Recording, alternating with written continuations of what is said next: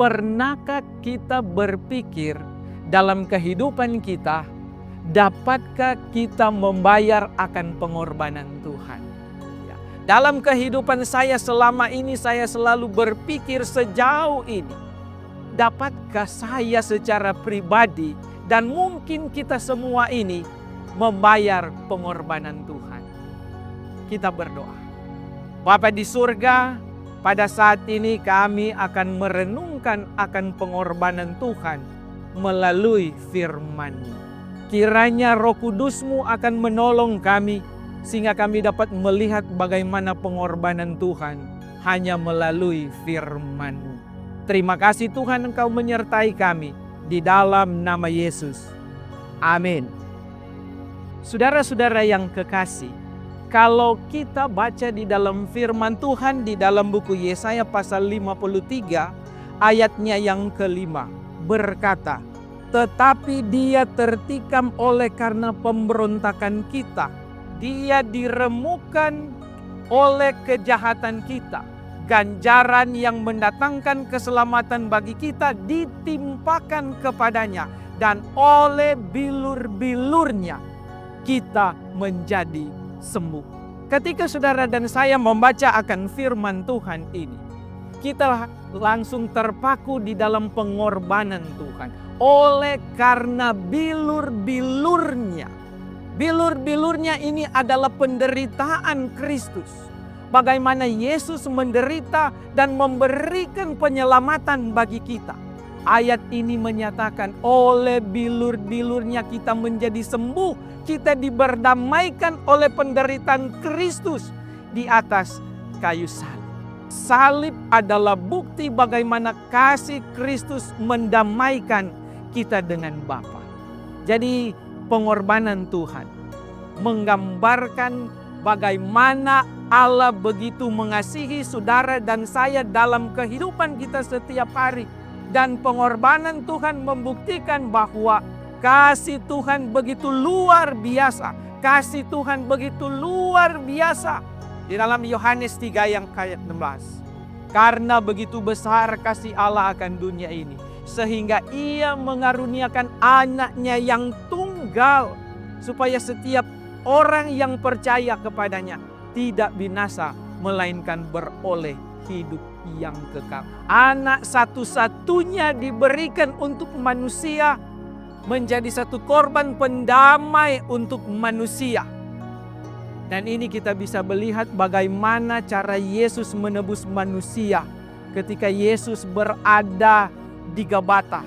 Ketika Yesus dipukul, dia berdarah, dan oleh bilur-bilurnya kita diperdamaikan oleh Yesus sendiri dengan Bapaknya. Ketika dia juga ada di Getsemani, dia berdoa di dalam pergumulannya. Dia menderita sampai berkeringat darah yang membuktikan bahwa dia sangat berkorban. Oleh bilur-bilurnya kita menjadi sembuh. Ketika Yesus menuju di kayu salib di Bukit Golgota, ketika arak-arakan dia dimaki, dia dihina, dia diludahi, itu merupakan satu penderitaan daripada Yesus. Sehingga oleh bilur-bilurnya kita disembuhkan, diperdamaikan dengan Bapa. Dan Yesus mati di kayu salib. Tangannya terpaku, kakinya juga terpaku. Semuanya oleh karena penderitaan Kristus. Untuk menebus saudara dan saya. Dan sekarang pertanyaan, dapatkah kita membayar akan pengorbanan Tuhan? Apa yang Tuhan telah korbankan bagi kita, di mana Dia telah menderita untuk saudara dan saya. Secara manusia dalam kehidupan kita, sulit untuk membayar akan pengorbanan Tuhan. Seorang penulis Kristen, Nyonya Ellen White, berkata bahwa salib adalah bukti kasih Kristus. Dan secara manusia kita tidak dapat membayar akan pengorbanan Tuhan. Yang dapat membayar pengorbanan kita adalah penyerahan sungguh-sungguh, penyerahan total kepada Tuhan. Untuk membayar pengorbanan Tuhan. Yohanes 14 ayat 15 berkata, "Jikalau kamu mengasihi aku, turutilah segala perintah." Kalau saudara dan saya mau membayar akan pengorbanan Tuhan, Yesus berkata, "Turutilah segala perintahku." Di dalam buku Yesaya pasal 28 ayat 10 berkata, "Sebab harus begini, harus begitu. Mesti begini, mesti begitu. Tambah ini, tambah itu." Itulah perintah Allah yang ada di dalam firman Tuhan. Kalau kita ingin membayar pengorbanan Tuhan, turuti akan isi kebenaran Tuhan. Supaya dengan tidak sendirinya kita akan membayar pengorbanan Tuhan. Dan Tuhan dari sorga melihat ketika kita setia dalam menuruti akan perkataan firman Allah. Allah akan berkata dari sorga, "Tidak sia-sia saya berkorban untuk saudara ini. Tidak sia-sia saya mati berkorban sampai di kayu salib untuk saudara A, untuk saudara B, untuk pendeta Rompis. Karena dia setia dalam penurutan akan firman Allah." Dengan tidak sendirinya ketika kita setia dan berkomitmen untuk menuruti akan segala perintah Allah, kita akan menyenangkan hati Tuhan. Kita akan membayar pengorbanan Tuhan. Memang secara manusia tidak bisa untuk membayar pengorbanan Tuhan. Tetapi ketika kita berusaha untuk menuruti akan firman Allah, dengan sekuat tenaga kita melakukan akan firman Tuhan ini, kita dapat menyenangkan hati Tuhan.